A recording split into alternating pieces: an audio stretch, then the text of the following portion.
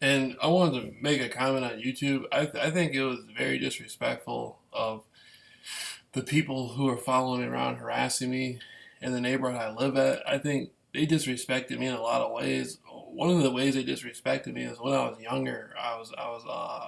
When I was younger, I was jumped into the 18th Street Gang, and I was a member of the 18th Street Gang. And for years, I had friends from, to this day, I still talk to people from 18. But when I got into this was back when I used to go to juvenile hall and get into trouble and all that stuff.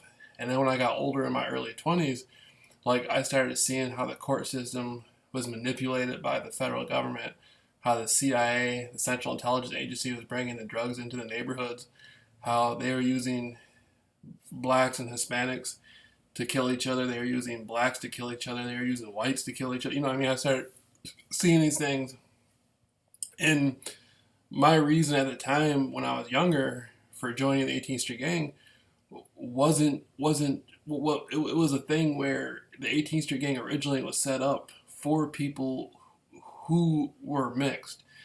Like Rocky Glover was not Hispanic or black. He was Samoan or no, he wasn't Samoan. Rocky Glover was Native American and he was mixed. You know what I mean?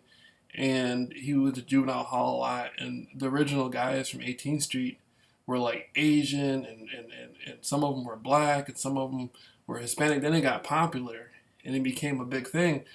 What the 18th Street Gang is now, and what it was like 30 years ago or 40 years ago, it's changed a lot. And I don't glorify violence, and I don't glorify, my participation in street gangs. I'm not somebody who would tell somebody to do, like, if you're a friend of mine, I would never tell you to do something illegal or to do something or to put yourself in jail. I would say let's get a lawyer and go to court. You know what I mean? Or if somebody did something disrespectful to you, we can overlook this. Like, I respect all people. You know what I mean? And I'm a grown man. I'm 30 something years old. And so the people in my neighborhood, you know, they were paying people to wear 18th Street on their shirt. And like they would wear orange shirts with 18th Street on it. And they would follow me around and they would try to hire other black people, because I'm African American, but they would try to hire other black people who were in uh, Bloods or Crips. And I would talk to them. Like there's people in Muskegon Heights who were members of the Bloods, and they know I was in 18th Street. And I tell them, I say, look, I'm from, I was jumped in 18 years ago. I still talk to people from 18 and stuff, and but this is who I am. You know what I mean? And these people are paying people to follow me around. And one of the guys was like, damn, man, like, so they're paying people, like, they're trying to use Bloods to follow you around because you used to bang or you used to be. I was like, yeah. And they were like, once I explained it to them, they were like, that's not cool. Like, you don't, like, that's not cool. You know what I'm saying? Like, you're trying to help people and you're a researcher. And, they disrespected. See, being an 18th Street gang member in California means you're a Sureño. And there's black Sureños.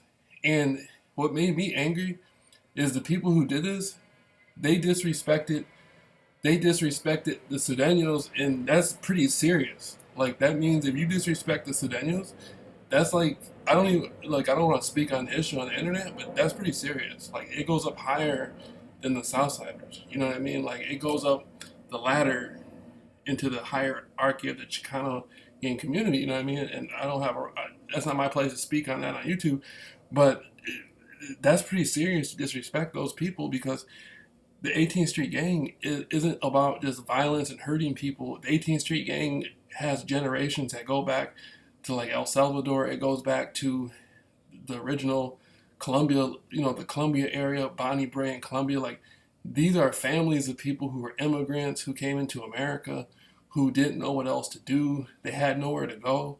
You know what I mean? The police wouldn't help them. They had to join the 18th Street Gang over in Toberman Park and MacArthur Park just to make it by and survive. And the thing about the Mara Salvatrucha and stuff, 18 and Mara Salvatrucha don't really beef like they used to. Like that was a genocide in El Salvador and a genocide in America. And I don't think there's anything funny about it. Like, I don't think it's funny that people kill each other just because they live on a different side of the street. I don't think there's nothing cool about it. Like, and the people harassing me were paying people like I used to help, like Pedro Espinosa was a friend of mine. Like I didn't know him, but I didn't know him through what he happened with him and Jamil Shaw, but I knew him through his legal court system, and I wanted to help him get a lawyer because he wasn't racist, but they said Jamil Shaw was a member of the 20s, and there was an altercation, which I feel is sad.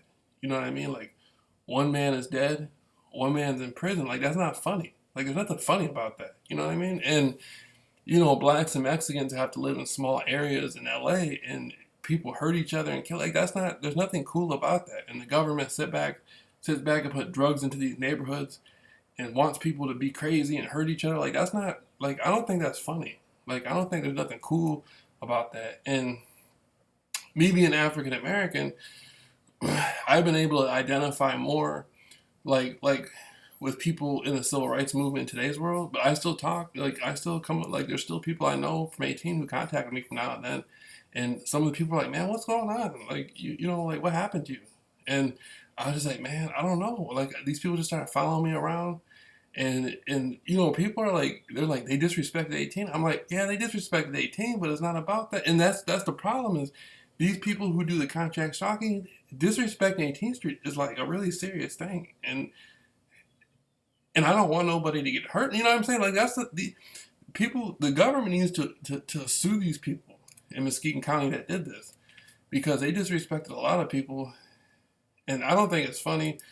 And I used to write like Donald D. Garcia, Big D, and he did presentations to help people learn about the pitfalls of drugs. And like I watched Kilroy's presentations from White Fence, and like I'm not like somebody who advocates violence. I'm somebody who wants to establish a comprehension of what negativity in a community does and teach people about organized stalking and teach people about Jim Jones, my conspiracy stuff. Like, that's who I am.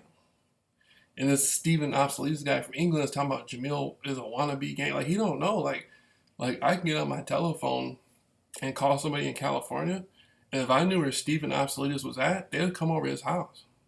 That's how serious it is. I could call real 18th Street gang members and they'd go over Obsolete's house. That's not who I am, though. I don't promote violence. I'm a researcher. I promote helping people. I'm 30 something years old. You know.